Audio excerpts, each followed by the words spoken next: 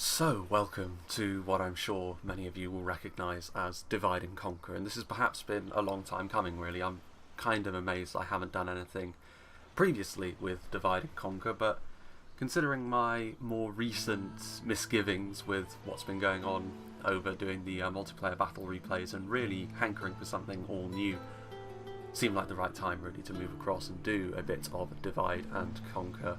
Now, I said in the past that long-form campaigns don't tend to work as well on YouTube, and I will be doing the first 2 or 3, I think, as sort of pre-records and doing them as sort of regular videos. From then on, I think I'll be mixing into doing some streaming of the campaigns as well, so around the 4th, possibly the 5th part, I'd say actually the 3rd or the 4th one, we'll probably be moving across into doing streaming of these instead of doing regular pre-records, which of course will go up on YouTube anyway, so really it doesn't make too much of a difference, but I feel as though definitely campaigns like this, they do tend to respond a little bit better when you do them on streams. But for the first few, just to get my eye in, we'll be doing some pre-records instead. And that brings us to the choice of faction. There's obviously a lot on offer in Divide and Conquer, and one of the main things that it does is obviously it makes each faction have something at least, one thing at least, that is unique about them, and it's obviously quite a lot of interest in Divide and Conquer. There's a lot of different things that you can do, and I think I was toying with the idea of doing the High Elves. However, for a few reasons that I'll get into when we get onto the campaign map, I've instead decided to pivot, and we will still be doing an Elven faction, but we will be doing the realm of Lothlorien, I think. Lord Celeborn's realm itself. So, we will get into this and we'll see what's what. It's been a while since I played Divide and Conquer, a few versions ago now, so a lot of progress has been made. So, let's jump in and see what Lothlorien are all about. Welcome to Divide and Conquer. So this is just a little preamble of the game itself, but we don't really need to read too much of this, to be honest with you. This is just sort of like the all of the bells and whistles sort of get explained here. So you've got like recruitment and all the basic stuff like town halls. It has been quite a while actually since I played a Medieval 2 campaign, but for the most part this isn't really going to be too necessary. So no assassins is one thing to keep in mind as well. Very few factions can build boats, of which we are one. I think only really the coastal nations like Dol Amroth, the High Elves, and Umbar of course can build boats, but not really terribly applicable to us. The only really only real body of water that we're going to have to deal with is the River Anduin itself. Most of our campaign will take place along the mighty river. But yes, so when a faction goes below, so yeah, like a Doomstack will spawn as a sort of last stand of the faction, just to try and help reconquer their stuff, which will become apparent as we try and fight our way through the hordes of orcs that we're going to be going up against. Yeah, we don't really need to read too much of that. But this, however, is the flavour text for Lothlorien. Galathram's realm. I am Galadriel, Lady of Light of Lorien, Lady of the Woods. Many things they call me. The Nalgrim truly see me in a fey light, which indeed. I was born in Valinor, though I succumbed to the temptation of the Middle Earth and followed the Noldor to Beleriand before it fell below Ulmo's waters. Here I was gathered in by King Elu Thingol, Lord of the Sindar and husband to Melian. I have heard the Dunedain sing the song of Beren and Luthien from afar, and knew her in my time. Princess of the Noldor and Queen of the Sylvan Elves am I. My grandmother was Vanyar, the fairest and wisest of all elves who never left the Undying Lands, teachers and students of the greatest lore. Perhaps I suffer the woe of vanity in this pride, but it is what makes me able to bear the weight of Nenya, the ring of adamant that binds mine and my people's worlds and futures. Whilst it seems bright under the stars, my mirror feeds tendrils of doubt into my mind. I see great potential for a future treachery of close-held friends. The White Council is wise and we hold power still, but there is a reluctance from some. Mithrandir loses himself in his hobbits, much as we have lost Radagast, and Saruman the White leans precariously into the elder law of ringcraft. We delay when I see coming darkness, and I have seen of many a future where all lies under shadow. That, however, is the curse of my gift. This is my mirror. A catalyst has been set in motion, and I am alone, standing at the very edge of existence of elves upon these lands. The bearer of the ring of power carries the weight of the world upon them, and I see much around me to begin to fade into uncertainty and doubt. My mirror of Nimradel's clear waters shows me much of Sauron's will, and the White Council may yet fail in our efforts to stem the tide he unleashes. I see the very might of Mordor, the plight of the weakened race of man, yet my realm stands on the balance. Should we stand alongside men when their need is greatest, or shall my people follow the longing and go to the west in the swan ships of the Teleri? The Galathrem, my march wardens of Caras Galadon, are not without strength and great skill, and the Ring Nenya gives me power to hold time in my kingdom, to sustain and heal my domain. But do I follow my yearning yet? Do we owe men a war? The great Malorn trees house us, nurture and protect us, but we are at constant threat from the goblins of dank Moria and the shadow and flame that slumbers or else awakens. Of old we know these demons, and there the insanity of the dwarves comes to the fore once again. They think they can contain it, these few hundreds, this Balin, son of Fundin, so much stock in names. They will need more than just themselves, and where do they think they will find it? Do we owe anything to those that woke the terror of old, the Valar Alcar that even we Noldor at our height could not simply contain? That said, the greater threat lies in that of Dol Guldur to come, for I have seen it. The delays of the White Council in purging its taint may have undone Lorien. We have few friends upon this side of the Misty Mountain. The elves of Erin Lasgalen, the court of Thranduil, are far away, and relations with the dwarves, should they survive what they have started, and with Balin, will prove strained at best. My mirror shows what is, what was, and what will be, but I see the great eye in my dreams, and have watched the rebuilding of Barad-dûr. The threat to Gondor is great, but there is strength there, strength beyond the Dúnedain who hide, nevertheless in their great bloodlines. The Noldor of Imladris are leaving these shores, and I would yearn to leave too, but I have seen the birth of something rare ahead, and mean to see it either fall from the path of light, or see a tiny sliver of hope bear fruit. Sometimes there are things, sometimes necessities, that keep us from some of our desires. Valar, I am not done with the mortal world yet, or is it not done with me? Dark times are upon us indeed. Elves cannot stand alone, yet they have the power still to act. Is that not what is important? We stand at the crucible of the elves' future upon these lands, and must decide our path by the will of our own. My husband is one of the greatest war masters of the ages, and my people can yet hold off assaults on Lorien, but do we have the strength to take the war to the foe themselves? And if we do, and we must, then our tale is not yet done. Lord CELEBORN, lead the woods of Lorien to war, and I see the possibility of victory. A possibility is not yet enough, but oft have we lived on hope alone. Make war on the enemy, and perhaps man will not simply wither under the onslaught of Mordor, on the vicious blades of the orcs and the trolls that walk in daylight. Manwë's great eagles have not yet given to despair, and neither will Lorien. My lord, we must fight, albeit to our doom. Tragedy will strike my people, and only you can save us in the days ahead. Together we will live in Anor's light, Elbereth's stars, or fall into shadow. Lead us to either, Lord, for hope is everything. That was quite a lengthy preamble there about Lothlorien and their place in the world as it stands. Yavanna's Union.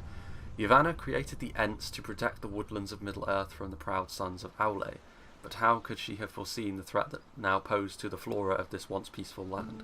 Sauron's power grows day by day, and the shadow of his malice seeps through the boughs of Mirkwood and Athelia. Khamûl ensures the southern reaches of the Great Wood are twisted more and more away from Yavanna's light, and the treachery of Saruman threatens the forest keepers themselves. Despite these odds, the tree herders still fight, and we shall fight with them. In order to protect the forest, it has been suggested that we seek a full union with our Sylvan elf kin. Whilst it may take many years to create a lasting pact, the makings of one can begin with a simple message of alliance, and our nobles will urge you to send a diplomat post-haste. So yeah, this is part of what makes Lothlorien unique. This is their unique thing. It's something they share with Mirkwood. It's pretty much the exact same thing for both, where you can form an alliance with them. And in so doing, there's a script later on which you can either reject the alliance and then break it, and in which case you actually can then recruit, I think, the single strongest unit Lothlorien can at their barracks, or you can welcome the alliance and you get a portion of the Woodland Realm roster that you can then train, which is kind of designed to fill gaps in your own. I believe you get access to their horse archers, which Lothlorien do not have, and I believe you get access to some of the Woodland Realm's more aggressive units, which again, Lothlorien are a little bit more defensive, I think, than Mirkwood overall, so you get a little bit more of that. Or of course you can go for that elite unit that you can build by rejecting the alliance, which is very, very strong, but of course they're still going to be limited in number, even if you take that route. So that's something that we will get to later on. And it's also one of the reasons why I actually chose to play as Lothlorien, because I think in the future, the way that they intend to change this is that I think they want it so that when this script fires, it'll take a little bit longer to, but when you do, you'll confederate with the Woodland Realm, or vice versa if you're playing as them, and obviously Lothlorien come to you. That, however, is not really all that important a change to me. Like, I kind of like the fact that the Woodland Realm will stay their own independent thing as it stands, so there wasn't really any sense in me sort of waiting around for another update for Lothlorien or the Woodland Realm to play either of them, which is one of the reasons why I'm going to be playing as Lothlorien here. Let's see, recruitment report. Again, yeah, that's just recruitment stuff. So there we are. We are a very small realm as Lothlorien, as you can see. Caras Galadon and Limhir are the only two areas we have, a castle and a settlement. I believe in here, yes, we can see Lord CELEBORN himself is within Caras Galadon, and his bodyguard is called the Berio Ingalaith, which is the single strongest unit I believe Lothlorien can train. That's the unit that we can train if we reject the alliance with the Woodland Realm later on. Albeit that is, of course, something that I'm probably not going to do, to be honest with you. I like the flavour of actually sort of joining with Thranduil. And we also have High March Warden Haldir over here, which, yeah, obviously very small armies as well, it's worth saying. Like, we have 5 units in total at the moment, spread across both our settlements. Now, that is one of the downsides of playing as Lothlorien. The upshot of that is, however, that we do have a very defensive position. You can see Caras Galadon itself is in this little sort of spit of land surrounded by rivers, so we can take advantage of the bridges should any enemies really start pressing upon us. And we also have quite a natural path of expansion as well. There are a couple of territories down here. I believe there's a village over here somewhere, I think it's Rockburg, and then there's a castle up around here. So there's a couple of areas we can take further down here. I think there's another town way down over here near Rauros as well that we can try and take as well. And there's also another area just to the north, which is probably our easiest place to get to, because we can get there in like 1 or 2 turns. But I think we will recruit a couple of units before we do that. Like, I'm sure that as Lothlorien, with how strong our units are, we probably could take these early game settlements with just our starting stuff, but there's no real need to rush too much, because our principal enemy throughout the early part of this campaign anyway is going to be Dol Guldur here, of which we're already at war. Actually, we should probably take a look at our faction summary. So yeah, Generals 2, victory condition, hold 20 regions, which actually isn't all that much, to be fair. Like, 20 regions is not a huge amount, and we will get that. We won't need to go off the beaten path in order to get 20 regions, to be honest with you, because our principal enemy is going to be Dol Guldur, who we're right next door to, so natural expansion into the southern reaches of Mirkwood, and Mordor, of course. All of the Elven factions, I think, have eliminate Mordor as one of their primary goals, as most of the good kingdoms of Middle-earth do, actually. But that's also a reason why I decided to play as Lothlorien, actually, because the High Elves, their goals are also to eliminate Mordor, and the High Elves start a long way from Mordor. They're on the other side of the Misty Mountains. And also, they have to deal with the Goblins of Moria and technically Angmar if they don't want the Dunedain to be smashed into splinters, which means you effectively have to eliminate 4 factions, because also you need to eliminate Isengard. So it's an extremely long campaign as the High Elves, whereas as Lothlorien, your path is a little clearer, I think. Diplomacy. So here we are. We are already allied to Khazad-dûm, who are right next door to us. I believe they're right here, in fact. Yes, there's a Khazad-dûm fort right there. And there's also Khazad-dûm itself just here. So that's also a good thing for us, because it means that potentially, anyway, unless the Goblins of Moria do manage to overrun Khazad-dûm, as long as Khazad-dûm stay there, Moria won't really be too much of a problem, because they'll be far more preoccupied with trying to deal with the dwarves and with Imladris, and also potentially the Vale of Anduin in the north. So they should have better things to be getting on with than trying to come after us, I think. That's the hope, anyway. And our other enemy, of course, well, our other ally, actually, is Rohan to the south. So if we can expand southward quickly, we'll have a border with them. I don't know how well Rohan are going to do against Isengard. It's really going to... That alliance could be really, really useful for us, but if Rohan gets crushed by Isengard, and Mordor, of course, inevitably are going to start expanding northwards against both Rohan and Gondor, we could have 2 unwelcome enemies on our southern doorstep, which is kind of a good reason to try and go after Dol Guldur a little bit more quickly. Relations abysmal. So we're already at war with the Independent Realms, but the only like genuine faction we're at war with from the off is Dol Guldur, so we're not actually at war with Mordor just yet, but that will come in time, of course. The good thing about having Dol Guldur as our principal enemy, however, is the fact that their capital is very close. It's right there. Now, there are only a few crossings across the Anduin, and they are, I think, marked by forts. So we should be able to sort of get across here relatively easily. and start moving into the southern reaches of the Mirkwood, which is something we're going to want to do sooner rather than later, I would definitely suggest. The first stage, however, is definitely to sort of establish more of a power base over on this side of the Anduin. So we want to go south with Haldir, I think, try and take this one settlement to the north with CELEBORN as well. And if things do get a little bit hairy and we do need to retreat, Caras Galadon provides an absolutely ideal defensive position, to be honest with you, with the bridges and, of course, the custom settlement itself. But enough of my rambling, I think. I think the time has come to start training stuff and start building stuff. Now, I think what we're probably going to do to start with is go for a diplomat, so we can send him up north. We actually already have a spy as well, but we'll deal with that in just a second.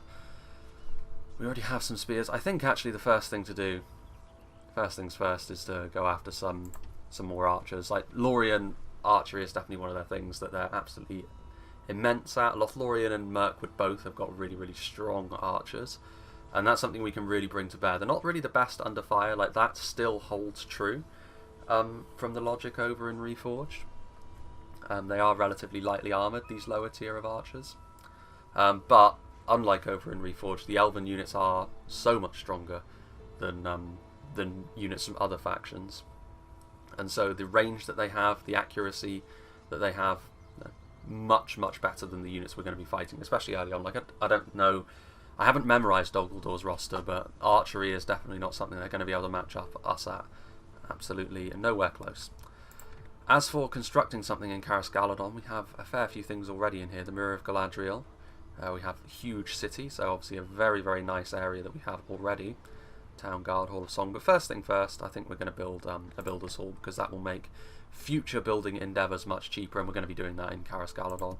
I think the same is going to be true of Lynn here as well, so we're just going to go for that. We have enough money to be getting on with for the time being. And I don't think... well,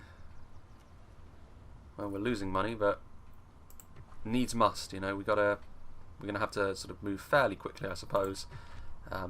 Meanwhile, over here we can only recruit another unit of archers, so we're going to do that for Haldir, and then we're going to start heading south. As for our friend Kof Neben over here, our elven spy, get rid of those. I think it'll probably be easier to go down here and get, because I think this is a village and I think this is a castle over here, the first two settlements to the south, and I think it will be more beneficial to try and go after the village first, because the castle will have walls, and Haldir with just a couple of units of more lightly armoured archers on his side is probably not going to be what we want, so let's go this way. And diplomatic information, we don't really need that. So yeah, we can't just, we're going to have to send a diplomat up north. It may be that we get a mission actually to try and ally with the Vale of Anduin as well to give us a bit of money, which in which case, ideal. So that's pretty much that. Principality of Dol Amroth. I don't think we'll be making it to the Bay of Belfalas in this campaign. There's really no need for us to go that way. Unless Dol Amroth and Gondor decide to get a little bit leery with it, but they should have no reason whatsoever to start any trouble with us.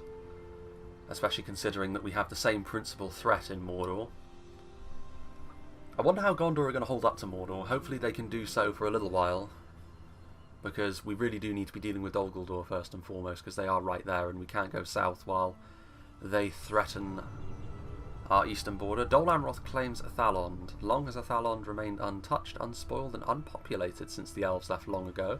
From Gondor the port city has been abandoned. Or from Gondor the port city has been abandoned. Its large docks and strong walls have remained unused, and the surrounding lands empty, which is kind of weird when you think about it. Definitely a resource Gondor probably should have claimed sooner. Times are changing, however. Gondor faces war from the east, the south, and possibly the north. It cannot afford to waste land, and thus the Prince of Dol Amroth has now sent a force to occupy the city and keep it fortified. Athalon now belongs to the Prince. Good for him.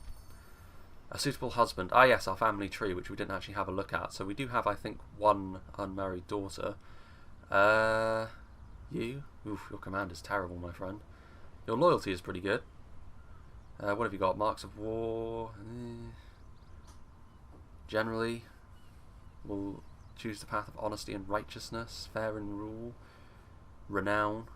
God, his command is terrible, though. Infamous among the men because he lost a battle of wits to a one-legged chicken.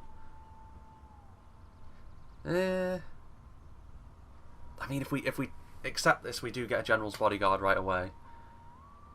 That's solid. We'll take it. We'll teach him to actually use his brain, I guess. Pedo Melon Amino. Moria has been reclaimed, fires burn in its depths, torches light the path of the Darrow Dwelf, and cheers of the victors echo throughout the Misty Mountains' southern reaches. Those who gave their lives to defend her before she was lost have been properly laid to rest, and a calming peace falls upon the mountain city. So Khazad-dûm have reclaimed Moria, which is good. It'll give them a fortified position to hold back the foul goblins. And Fornost has been reclaimed by the Northern Dunedain. A great day for the Dunedain and a bitter day for their enemies. The city of the north is once again in the hands of its true owners. The flags fly from atop the crumbling ruins of the Palace of Kings, and men flock back to the great city to find refuge and rest. Good for Aragorn, although I think, based on what I've heard, the Northern Dunedain will really struggle against Angmar unless they get a bit of support from the High Elves or from Ered Luin if they're quick enough. And generally speaking, I think if left to their own devices up there in the north, I think generally Angmar reign victorious over the Northern Dunedain. So it could actually be that in the west, evil are triumphant, whereas hopefully over here in sort of the central region of the map in the east, we can start doing things. So here's our diplomat, and we are going to start moving up this way. So yeah, there's the settlement that we can take, Erury, which I think is a dwarven architecture settlement, which we're definitely going to want to try and take. Independent town out of war with them. Right, let's have a little look. So we do have another general now. Actually, let's have a little look at our no, that's not it. We want our family tree. What's happening with our finance? Oh, we actually have profits. I was wondering why we didn't lose a bunch of money there, but we do have some profits. So yeah, that's actually a good sign. It means we can be a little bit more liberal with what we want to do here. Right, we're going to go this way. Fangorn reached. You have reached Fangorn. This ancient forest is inhabited and guarded by Ents, also referred to as the Shepherds of the Forest. It is said the elves taught the trees to talk, wake up, and it is even said that some trees within the forest can move. Though the forest is getting old and the trees are starting to fade away, there is still a very real malice hanging in the air here. We should be cautious. Lothlorien, it's kind of like the mirror opposite to Mirkwood actually over in Reforged. In Reforged, Lothlorien have got slightly the stronger archers, and Mirkwood have access to Ents, eventually. Over here, however, Mirkwood actually do have slightly the stronger archers, which actually is one area where I think Dak doesn't follow the law. I think Lothlorien are meant to have the strongest archers. But we also do get access to Ents, which actually I kind of prefer, because it does give us potentially a bit of a late game bludgeon that we can try and bring forth against Mordor, who of course have got stuff like trolls and large ranks of orcs. But if we can send some Ents in there to try and make up for the fact that quite a lot of our roster is actually a little more fragile in nature. Obviously the damage we can deal is absolutely immense, but for the most part, well, I mean, with another General's Bodyguard, which I believe is a unit of elite Galatharim archers, which I think is the same General's Bodyguard as Haldia gets, but Haldia's got a bigger version of it and a more elite version, but still, that's another high tier archer unit I believe we have. He's physically attractive as most elves are. I think in fact every elf general is physically attractive. So yeah, I think we're good. I mean, for the time being we need to wait until our armies are fully ready. I mean, Haldia can't actually recruit anything else, so we're going to send him south pretty quickly, and we may run into the odd Independent Realms army of roving orcs and evil forest folk. Yeah, Rohan, I think, are going to be more of something to keep our eyes on here, because I do believe that Moria will probably not be able to overrun Khazad-dûm. I think Khazad-dûm will probably be fine, and I think from the north as well, with Anduin and hopefully with an alliance with Thranduil, we can keep Dol Guldur relatively boxed in as well as the Misty Mountains. It's really from the south that I'm more concerned, because if Rohan don't hold against Isengard, Mordor will eventually arrive on the scene as well, and we may have to deal with two foes. Right, where is... there it is. So yes, Rockburg is an independent village. Rohirric rebels. So yeah, I think a village is probably going to be better to go after than a castle. I think a castle will probably wait until we have the ability to make a bit of siege so we can crack through the walls, which actually we should be able to do now, shouldn't we? Could build the stables, which would give us access to some light cavalry, which definitely wouldn't go amiss. We can also do a ballista maker, which would... I mean, I'd like to have some ballistae in the armies just so we can knock down some of those walls for castles early on, because otherwise it's going to be a little bit grisly for us to try and take settlements. Because the elves, especially with what army compositions we're going to be mostly going for early on, like lighter troops, but especially archers, that's not going to be ideal for trying to storm walls. It might just be easier to just get rid of the walls entirely and try and go about things in that manner. Stables are very tempting though. So we have the money to go for a ballista maker, we're going to go for it now. And we don't have the ability to actually build any more units over here for the time being. Sire, for the light! Follow me. By the light of Elven. Right. Elven warriors. So we're going to start heading out. We're going to start heading towards Rockburg. We don't need to do that. Oh, he died. Well, that's most unfortunate. We lost our spy right away. But if he was that incompetent, frankly, I don't want him in my army anyway. Rip our spy. Right, so what have we got going on over here? We have got... This is a decent army now, I think. I mean... I don't know what's in there, but I can't imagine it would be sufficient to stop this kind of force. So I think actually we're going to start losing money by doing this, though, because obviously we are going to leave our settlement, and that will mean that our upkeep goes down, but we can't afford to be too precious about things at this point. Yeah, population decreasing, but we don't need to worry about that too much at this stage. Yeah, we're losing a lot of money actually now. Okay. So we won't build anything else just for the moment. We'll try and take every and then... and I forgot to move our diplomat, but never mind. Then we'll scurry back to Galadriel. Might be worth our time as well to start sending across some of CELEBORN's units in that case to join up with Chaldea. Yeah, look at that, 667 coins. Ah, we do have an army heading our way. Chaldea can deal with them. New mission, send emissary. There are foreigners almost at our very gates, and we know very little of them. The council suggests you send an emissary and Anduin Vale, so initiate diplomatic relations. The ungracious malcontents of this place have taken to rioting. Okay, that's very bizarre that I left Galadriel and immediately they started rioting. That's not very Elven at all, is it? Okay, well we'll deal with this army first. Yeah, but we'll fight this battle on the map, I think. Relatively even in terms of numbers, but we have the numbers advantage and their units are almost certainly going to be Evil must not be allowed to triumph trash before our own. Nice little Rohirric village there, which is actually what we're on our way to take, technically, with Chaldea. That might be quite interesting, actually, because they might have cavalry, which would not be ideal against Chaldea's army comp, but we've already committed now, we're going forwards.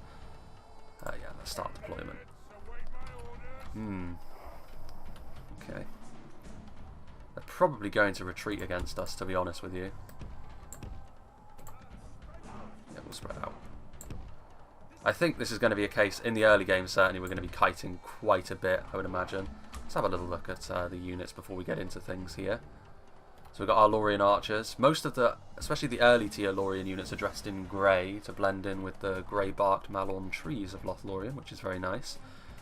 Yeah, but even these early game archers are pretty much equivalent to, I mean, I think they're even better than the very best that the orcs get. The one problem we do have is there are less of them, and they will still take damage to orc archers. The stats may be good, but we do still need to be careful. And yeah, these are the Galatra Marches, which I think are the standard bodyguard Lothlorien gets, so I think that's what our other sort of new General's bodyguard is, albeit with only just under 40 in the unit, rather than the over 100 that Chaldea gets from the start, albeit they will only replenish back to a level of about 73 when we start losing them. Regardless, let's engage. Actually, no, we don't need to run, do we? Yeah, look at them. Look, they're retreating to the top of the hill, but I don't think they have archers. There's only 2 units of them over here. Let's go and have a little, a quick little look at what they have. Yeah, that's not it. That's like the very basic unit of orcs. And over here, this is, I think, an Uruk bodyguard, which is a general's bodyguard tier unit for the orcs, to be fair. We don't really want to be getting tangled up in melee with them, especially not with our more basic unit of archers. But that shouldn't be too much of a problem, to be honest with you, because we're going to be faster than they are.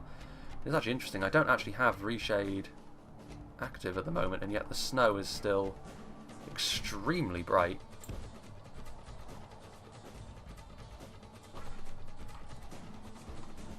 They're retreating right to the top. This is something the AI always does, pretty much in any Total War game you could care to mention.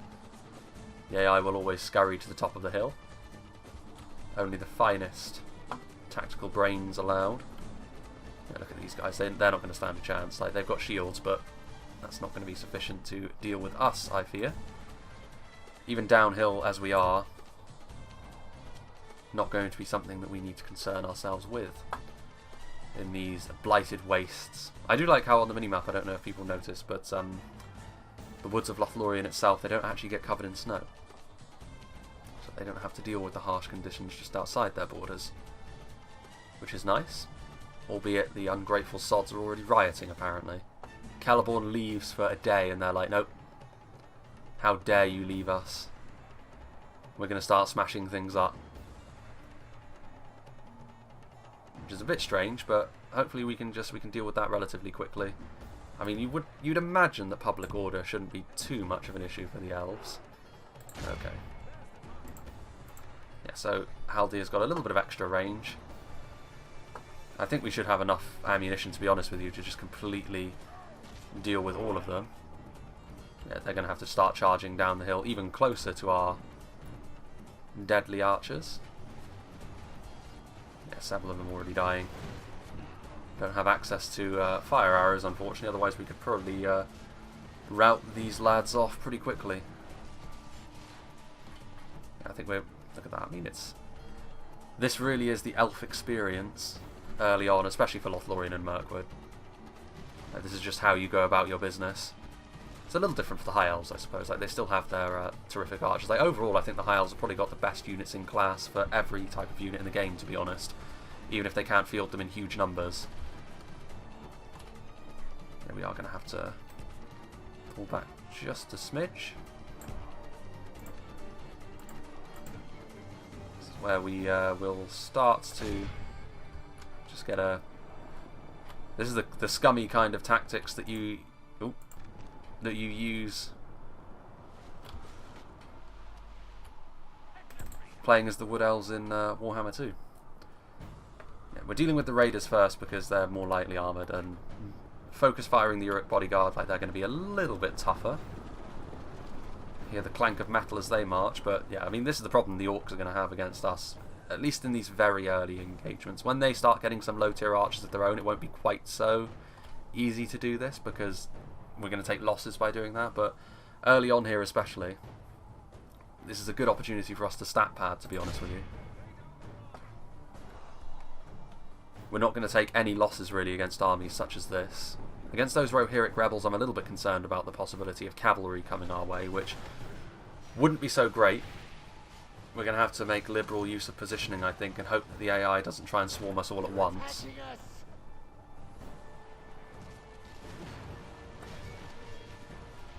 They're just sort of hanging out here now. Yeah, some of our archers don't have the best position there, actually. Let's reposition ourselves just a tad. Got to be efficient about these things. And they're moving. Angles are all important. For crossbows, but for archers as well. Not that we have to worry about having access to any sort of crossbows. Not that we really need them, to be honest with you. The might of our archers really is enough. Definitely going to be the premier unit we're going to be using throughout. Point blank fire. That's going to be a lot of damage. The enemy are badly bloodied. They have lost half their men. Let's get out of here. Reposition ourselves once more. Where are they going? Seem to be sort of just trying to broadside us. Yeah, right, well, if they're going to do that, one volley and then leave.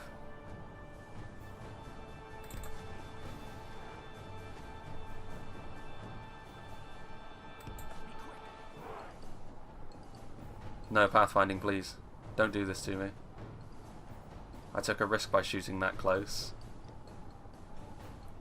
Medieval 2's legendary pathfinding, where units would much prefer to just sort of spin in a circle rather than go in the direction that you told them to.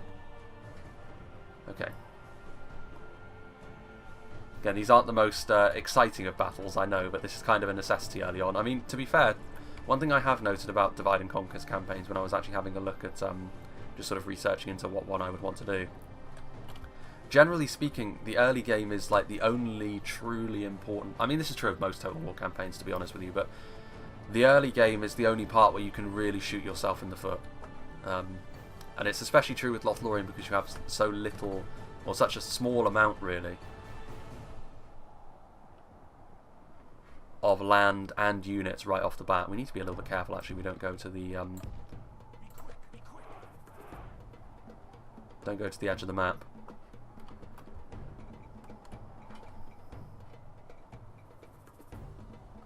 I wonder what the fatigue is like on... ooh.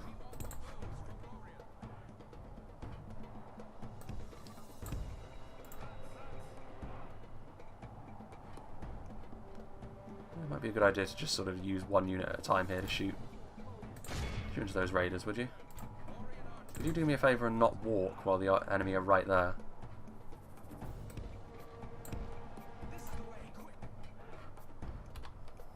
There we go.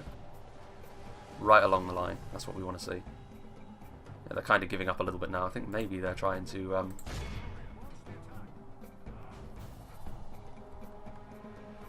maybe they're trying to rest, but they're still... Well, maybe the Orc Raiders are a little bit... Getting a good opportunity to get some chevrons on our units as well. Well, actually, you can start firing at the Uruk Bodyguard, I think. And so can you, Haldir. That one unit can still keep firing at the Orc Raiders over here. But yeah, this is going to be quite important going forwards as well. Trying to take that settlement, we're going to have to handle things in much the same way, I think.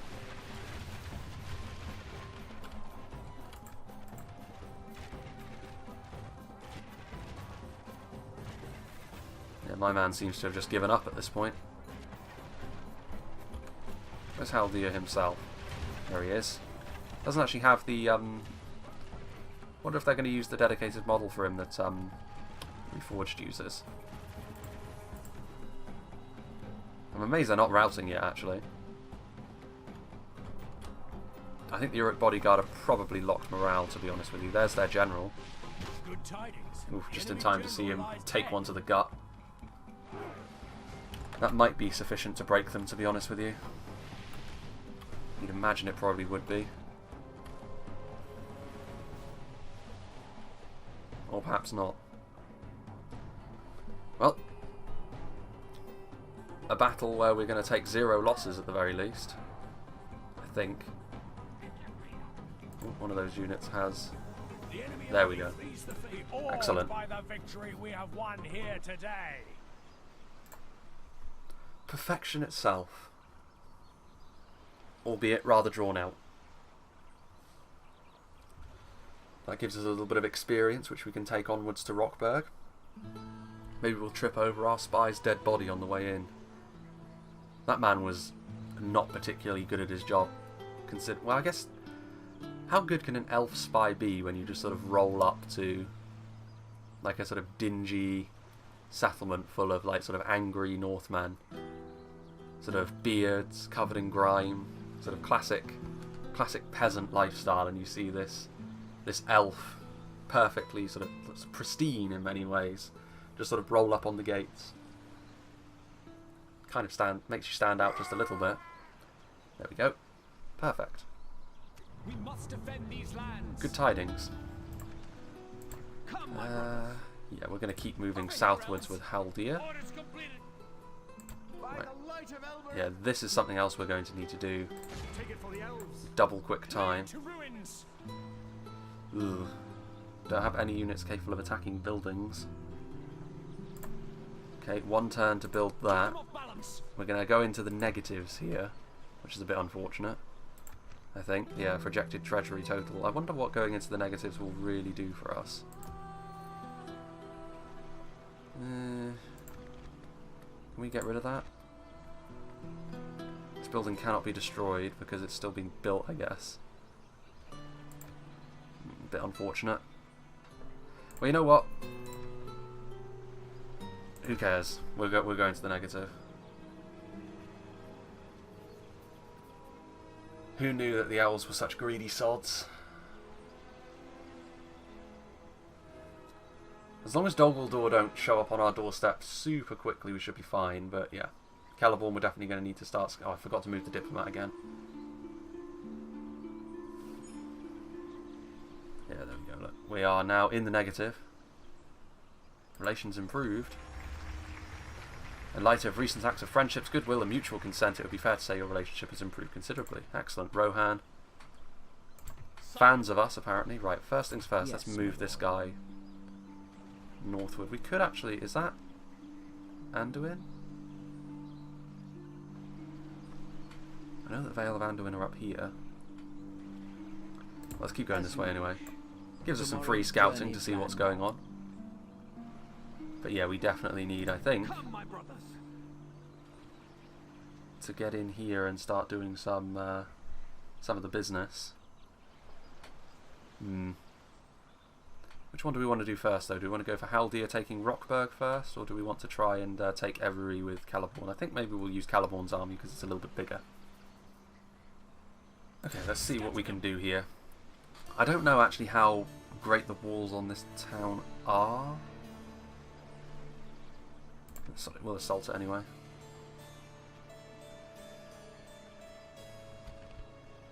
Okay, so he has a lot more soldiers than we do.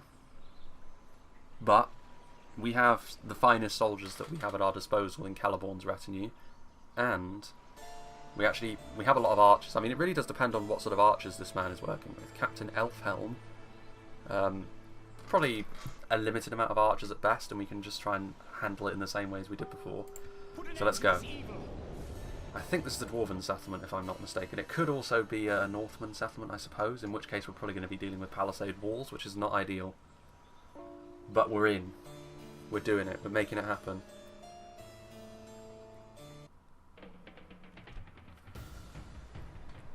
No, it doesn't have walls. It's that sort of Dwarven settlement that doesn't. I thought that was the case. Right. So they're probably going to be ultra defensive. I think, well, I mean, definitely ranged is where we're going to have most of our luck. So over here is where we're going to want to be. I think, yes. We are going to want to send you in first, just in case, because Elbereth's Sentinels, actually, no, that isn't Haldir's unit. So yes, this is the, just to have a little look, this is the Berio e Engalaith, which is the single best unit I think Lorien can field, a sort of really heavy spearman crossed with an amazing archer. And there is Celeborn himself looking... I mean, he stands out quite a lot, if we're being honest. Like, if you're an enemy archer or crossbowman, you're not going to need to look too closely to try and pin him with a shot, are you, when he's dressed like that? But no, we actually have Elbereth's Sentinels as the other General's Bodyguard unit, which is interesting. I wonder how good they are. I mean, I think we will be sending forward this, the new boy, first and foremost. I really don't want to be losing him too much, and we have what passes as an Elven Ballista, I suspect. We really don't need a ram, though. So, yeah, let's go with this. Right. Right. We have more range than they will, even if they do have archers. Which means we can coax them out. Speaking of which, they are all in that town centre. I mean, that is just a real shooting gallery. They've got some hillmen in there.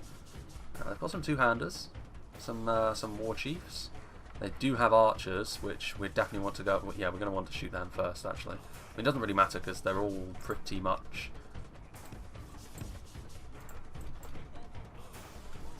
Okay. Woodland Trackers, that's what we want to go with. Sorry, we'll get Celeborn to go forward as well. We're going to want to... If they do head out of the settlement, then we'll have our spears on hand to sort of block the way.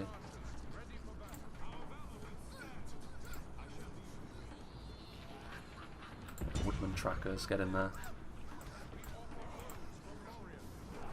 Surely you're in range now. Your range is supposed to be amazing. CELEBORN will show you how it's done. And I'm sure Elbereth's Sentinels will also. What are you doing, guys? Come on. No, stop. You're in range now.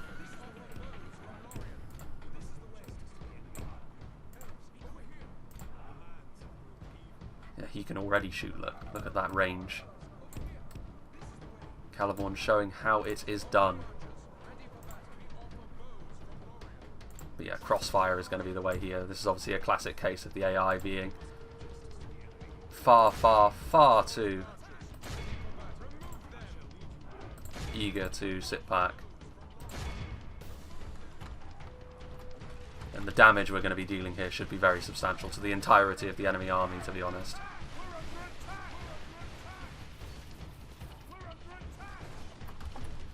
Here we go. Interesting to see if they do come out and meet me, to be honest with you. I mean, even if we miss the unit we're aiming for, we're going to hit something. So, like, the amount of damage we're going to be doing, and there's nothing really that has any sort of armour here either. I think that might be the enemy general, actually, that man with the winged helms.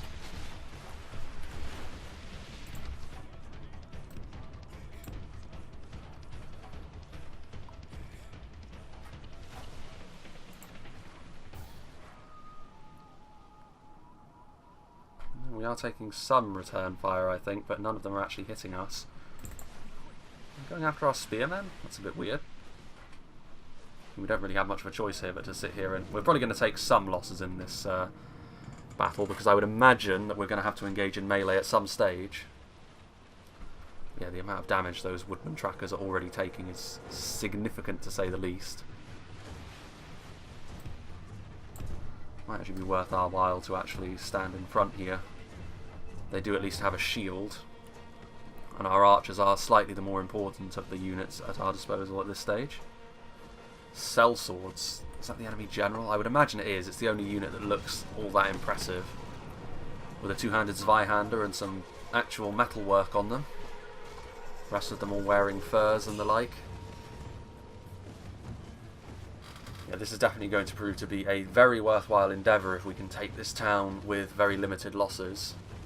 Hopefully we can do the same with Haldir in the south in Rockburg as well, because that's some good, fairly early expansion that we've got going on there. Perhaps we can also start looking to, well, I mean, in the future, this man with 0 command is going to be commanding a third army, we would hope. I think some of our best units actually train from Dol Guldur itself, so that's another reason why we're going to want to take that settlement as quickly as we can, not only to defang an enemy, basically, prevent their Nazgul from respawning, which is a scary unit we're going to have to face. For the most part, our units are so substantially stronger than the enemies that we don't really have to worry in 1v1 fights, but the Nazgul are a little bit different, of course.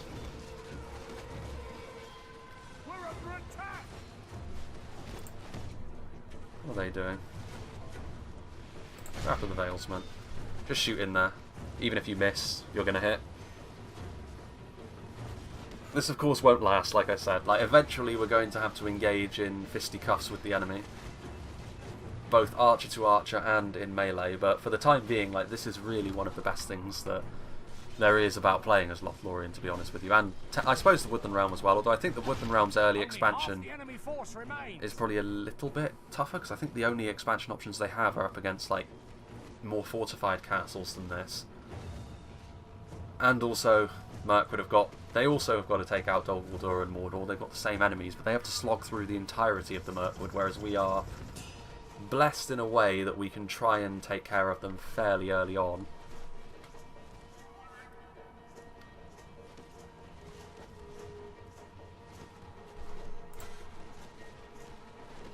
Those Woodland Trackers are pretty much dead at this point, so we don't really need to worry too much about them.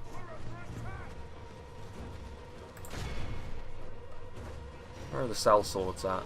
There they are. Both of our elite units can actually start going after them, because they're the only real threat in melee.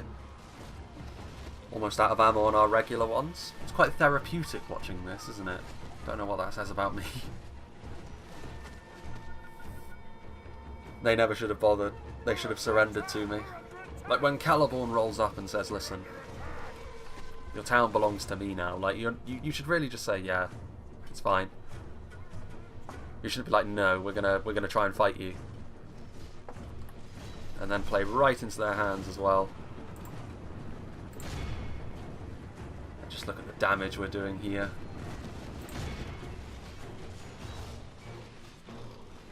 We're under attack. Oh, there is actually still a fair few archers in there. Woodland Trackers. After those Woodland Trackers. Don't want to be taking damage on the approach after all. How many kills have we got? 77% of the enemy army killed. We could probably bump that up to somewhere around the mid-80s by the time we run out of our ammunition. No, you go backwards. We're sending our spears, I think, and CELEBORN himself to start doing the business.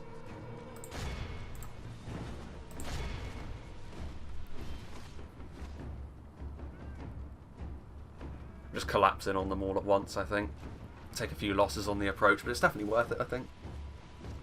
You can't complain too much if you lose like 20 elves, I suppose, in a battle like this. I don't think we're actually hitting too many of the units we really want to be, though. That's the problem. Like, well, there's not many Woodland Trackers left, actually.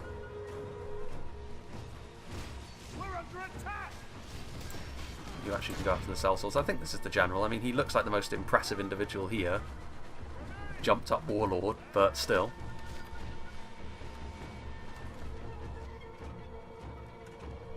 Yeah, very impressed with these archers, of course. Not going to be able to kill off the entirety of the enemy army, but hopefully we can start doing the same to Dol Guldur when we start getting our teeth into a genuine faction rather than these scattered rebel remnants.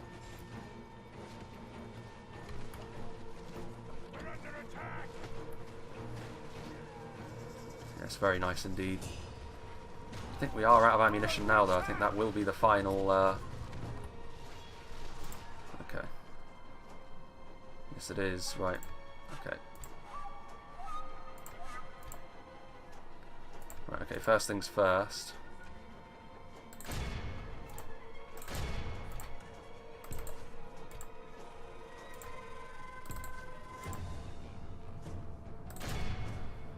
We'll crush them pretty quickly, I think. Spears in front with the shields. CELEBORN himself actually gained a rank from that as well.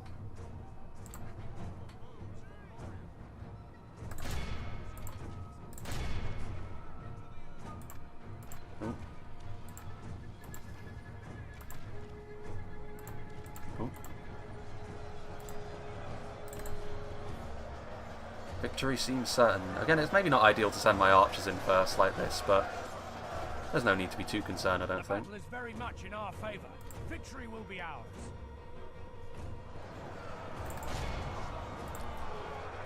I'd rather not lose any of my general's bodyguard units either, because when we're talking about CELEBORN's unit, we really want to be keeping as many of them alive as humanly possible.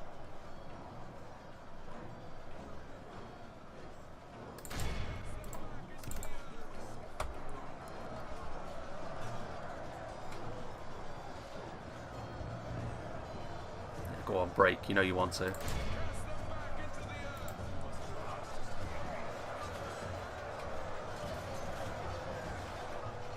Come on, man, you're bandits. The sellswords might do a little bit of damage, but you should be...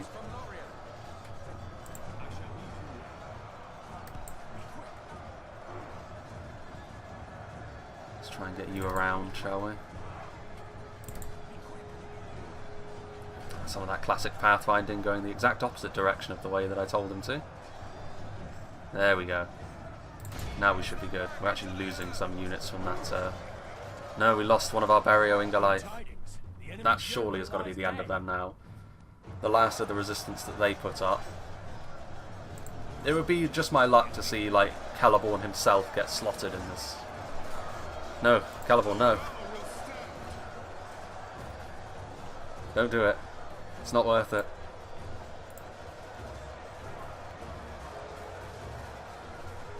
How is those Elbereth Sentinels losing so much to these low class? Control of the city. I'm really surprised they're not breaking, actually. I mean, I guess like if they did break, they would just stay within the town centre, which is probably what the issue is here, but maybe the morale here is just a little bit... CELEBORN here is just... he's going in deep. He wants to get his sword bloody by the time this battle is over, I suppose. Some of his bodyguard are getting bloody. Well, there he goes. He should be fairly satisfied now that he's run through that poor, misguided Northman. So I guess this would have the most in common with some of Angmar's units, maybe, or Enedwyth, even. Surely this is the end. I guess it was the sellswords that did a little bit of damage to my other general's bodyguard. I think he will replenish fully, though. I think it's only CELEBORN and Haldir's retinues that when they get, like 72 is the point where they will replenish to, I think. So any units that we, or models that we lose from the Bereo-Ingolith and the Galatra Marches up until that point are ones that we won't replenish. So they're gone forever. And there is one. You can see the shield on the ground. I'm very surprised with how much they stood up there. I wanted to get in behind them, but I didn't want to pull through with my general's bodyguards too much.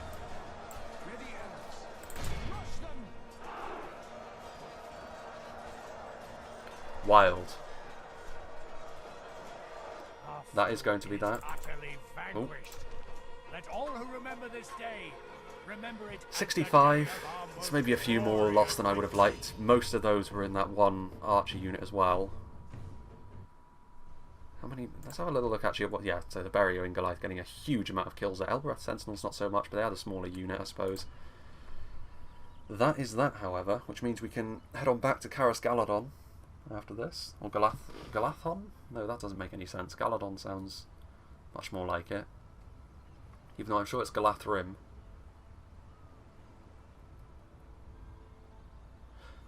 But a good victory, and our first expansion into a new region, which I think should give us a border with the Vale of Anduin, which sort of necessitates having a good relationship with them, but I don't think that'll be too much of a problem. Beorn should really be happy that he doesn't have that rabble on his doorstep anymore, and he's got us instead as neighbours. We're much more likely to be forthcoming about offering aid against the problem that is going to be Dol Guldur. Dol Guldur sounds like it would be quite a difficult campaign, actually, considering you've got the Vale of Anduin, Mirkwood and Lothlorien all on your doorstep, all to try and fight off. I'm sure that you can sort of vomit out armies like no one's business, but actually trying to defeat all three of them, as they all, to an extent, come after you. I know that Anduin have also got to deal with Gundabad to the north, but having Mirkwood and Lothlorien on either side of you. We protect the Elven lands. Guard this area. Okay. Population to be massacred.